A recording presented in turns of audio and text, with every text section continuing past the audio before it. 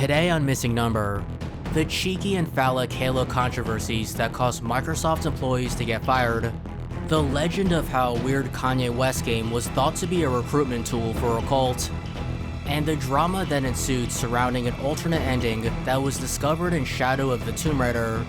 Missing Number starts now. Shortly before the release of Halo 3, a new trailer for the game was shown at E3 2007. It was the first time the public got a real look at Halo 3's single-player campaign. As excited fans scoured the trailer though, eagle-eyed viewers spotted something curious. This is the Halo 3 E3 trailer, and I'm going to show you the brute dick on it. There it is, right there, green arrow pointing right down at it. I paused it at 1 minute and 15 seconds. You could try it online or your Xbox 360 video. And that's it right there. Microsoft did it this time. Sure enough, when pausing the trailer at 1 minute 15 seconds, a giant ape-like alien known as a Brute seemed to have a giant penis. This made the rounds on online message boards that left netizens dumbfounded and amused. At Bungie, however, this was no laughing matter. They were pissed and confounded and ended up conducting an internal investigation. According to Halo 3's visual effects art lead, Steve Scott, who spoke to Vice in 2020, there were, quote, a lot of accusations flying around for a very stressed studio in the middle of crunch. Dan Callen, who was Bungie's build verification tester at the time, added that, quote, everyone was dead serious about it. I was being talked to by pretty high up Bungie people, Callen said. I was a pretty low-level tester at the time, and I was given the task from people like 2 or 3 levels above me within the studio. The reason why Bungie was so serious about a Wang was due to how just a few years prior, modders discovered the infamous hot coffee sex minigame in Grand Theft Auto San Andreas' files. This resulted in the game getting pulled from store shelves and slapped with an adults-only rating, which meant that it couldn't be sold to anyone under 18. Take-Two also had to pay a $20 million lawsuit settlement. Not only that, but when Halo 2 was released for Windows Vista just a few months before Halo 3, it contained an error message that showed a picture of a guy's ass. The error message was aptly called Ass Error, in which ass stood for Amalgam Scene Specification. The error would occur anytime an artist exported non-uniformly scaled map geometry using Halo 2's map editing tool. It was a very obscure glitch, but it nevertheless caused the game to get delayed at the last minute when Microsoft found out about it.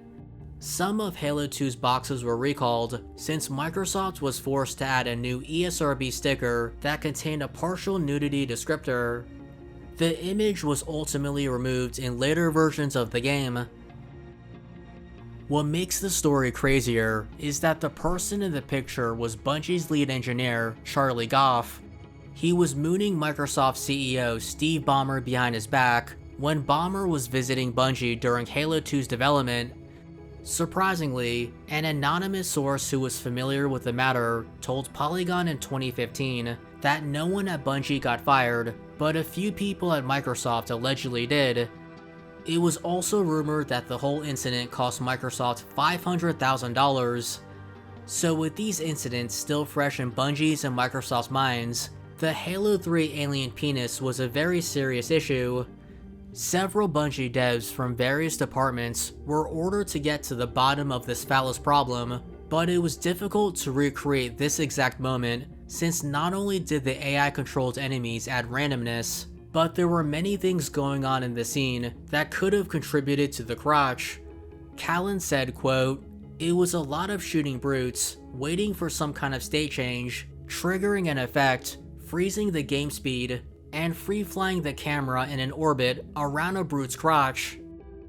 At one point, Scott said that Bungie's president and other staffers were huddled around his desk and demanded to see the textures he made for the game to prove there was no hidden genital.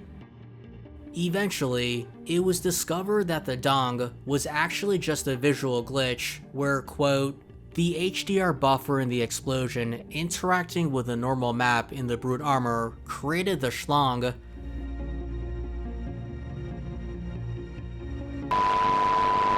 If you like this video so far, be sure to subscribe, like, and click the bell icon for notifications. If you have any gaming myths, mysteries, oddities, or Easter eggs, be sure to let me know. You can also check out my other YouTube channel and watch me live on Twitch. The links are in the video description. Now back to the show. In 2013, a game called Kanye Quest 3030 was created by a virtually anonymous user. It was a quirky sci-fi RPG starring Kanye West, who gets teleported to a dystopian future where he has to defeat the evil base god and battle clones of real-life hip-hop stars. It gained publicity to the curiosity and amusement of many, but it eventually faded into obscurity. 2 years later though, it came back into the spotlight after an anonymous user posted on Pastebin that they discovered an unusual secret in the game. In one level, there's a base info system that has cryptic text that translates to "Ascend and worship the base god." Later on, you can speak to a random base god task force member who vaguely asks what you want to do. If you enter the word ascend, you get teleported to a secret level and turn into a butterfly. A message then pops up revealing that the game up until this point was a front. The secret level was a thought exercise designed to teach you something beneficial that will hopefully have a positive impact on you.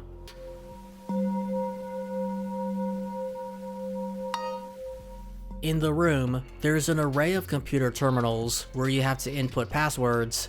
After digging into the game's files, the Pastebin user was able to find them. Some of the passwords were gibberish, and entering all of them could take as long as 8 minutes. As you went from terminal to terminal, the screen got progressively darker, and it turned out that the level itself was shaped like a pyramid. After entering the last password, you get teleported to a white room where you can randomly encounter an enemy that will appear and disappear without a fight. If you explore long enough, you can find yet another terminal, and after inputting the final password, a message pops up stating that you can ascend further by entering your full name and home address. You then have to wait 2 weeks for further instructions. It sounds like a creepypasta, but this was real, and it was hiding in Kanye Quest for all these years without anyone knowing. Many thought that Kanye Quest was an alternate reality game, or a recruitment tool for a new age ascensionism cult. This type of cult believes that there are two souls that make up a whole being, but if the being is cloned, and the souls live on for too long, the souls will become corrupted, and turn into shadow people. This has connections with Kanye Quest, since the game has you battling cloned hip-hop stars. After some detective work, internet sleuths found a YouTube channel and Twitter account that seemed to be connected with Kanye Quest. However, these basically led to a dead end. Additionally, there were people that lied about being the creator of Kanye Quest, which made solving the mystery harder.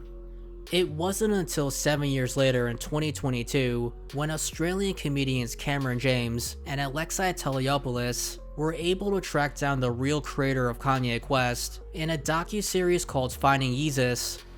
This semi-anonymous creator was found by looking at the game's credits and then getting in touch with one of the game's testers, who then was able to get in touch with the game's creator. The mastermind of Kanye Quest was an Australian trans woman named Clara Hope, who was an artist and industrial protest musician. She revealed that both the game and the eye/pyramid artwork were just high school projects. Originally, the Ascension secret level was supposed to be a separate game, but Hope decided to include it in Kanye Quest since there was already publicity surrounding the game. Hope wanted to make something about cults since her relative was taken by a cult, but choosing Ascensionism was done to confuse people since there were many cults that had the name Ascensionism. Hope isn't sure if Kanye West knows about the game, but Tupac's estate lawyer did send a cease and desist letter to Hope due to Tupac's face originally being in the game. There's no way that something like an alternate ending in a AAA game that's part of a billion-dollar franchise would go unnoticed, right? Believe it or not, that's exactly what happened with Shadow of the Tomb Raider. A week after the game came out in September 2018, a user named Tombstone posted in a thread on the Tomb Raider forums, The thread was dedicated to general Shadow of the Tomb Raider spoilers, and all the way buried in page 185, Tombstone asked one simple question: nobody has brought up the letter Lara gets from Natla yet? Natla was the main antagonist in the first Tomb Raider game for the PS1, but she was never mentioned in the modern Tomb Raider reboot trilogy. Despite this, Tombstone claimed that there was a letter from Natla in the game's post-credit ending. However, in the cutscene, there is no letter. There's only Lara Croft writing a letter to her friend Jonah as she reflects on her life and future. I'm not sure what the future has in store, Jonah, but whatever adventure's on the horizon, I can't wait to meet it. I'll try not to take myself too seriously. Tea, Miss Croft. Lovely.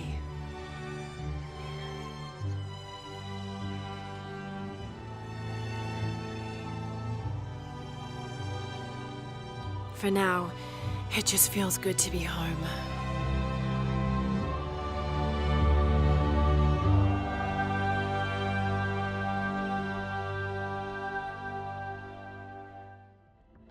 It's a warm, happy ending, but the cutscene doesn't show a letter from Natla, as Tombstone claimed. When users pointed this out, Tombstone replied, "Laughing my ass off, I have the game unpatched, and the letter says to Lady Lara Croft from Jacqueline Natla. It's real, or are you guys trolling?" Users then asked for screenshots as proof, which Tombstone actually did provide. However, people were still skeptical since they thought the photos may have been photoshopped. Plus, the fact that so many people didn't see the letter in their game raised suspicions. One user in particular, Sora Sakai, even threatened that they were going to report Tombstone for spam.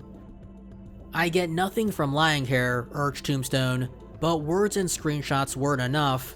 People demanded video proof of the scene with the alleged letter, to which Tombstone grumbled, "Ugh, I have to redo the whole ending.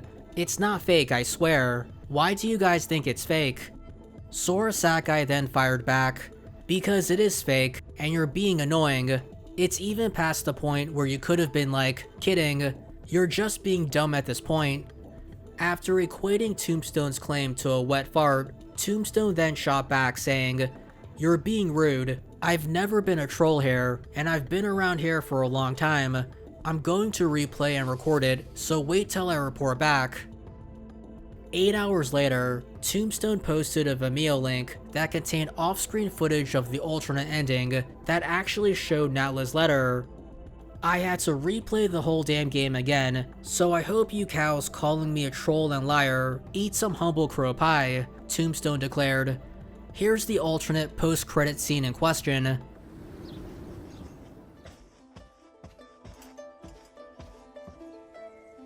I had it all wrong. I thought that taking control of my life meant venturing out to do something extraordinary. I thought I had to fix everything.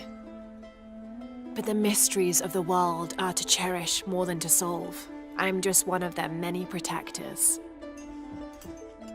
I'm not sure what the future has in store, Jonah, but whatever adventure's on the horizon, I can't wait to meet it. I'll try not to take myself too seriously. For now, it just feels good to be home. Tea, Miss Croft. Lovely.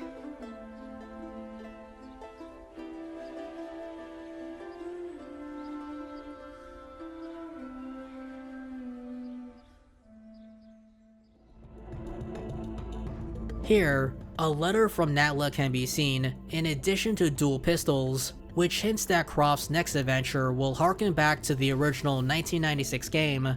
It's a pretty big tease, but why is it that Tombstone got this ending and not everyone else?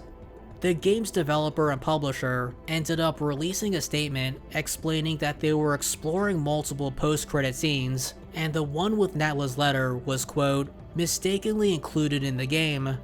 It was supposed to be removed with the day one patch, but those that didn't download the patch got the unofficial alternate ending instead. Forum users ended up apologizing to Tombstone for not believing them. Sora Sakai also apologized, but at first, they didn't even believe Tombstone's video proof of the ending.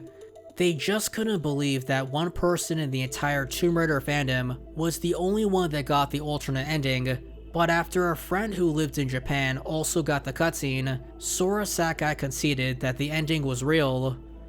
"So I'll admit that I was 100% wrong," said Sora Sakai. "Honestly, someone faking this ending really isn't that much of a stretch, so I apologize to Tombstone for not believing you, for being so harsh in my not believing you. My language and annoyance over it is also inexcusable. I don't have too much pride to admit when I was wrong, but now that someone else that I know has seen it and physically shown it to me, then I can shut the F up and admit my fault. I was completely wrong, and I am very, very, very, very sorry."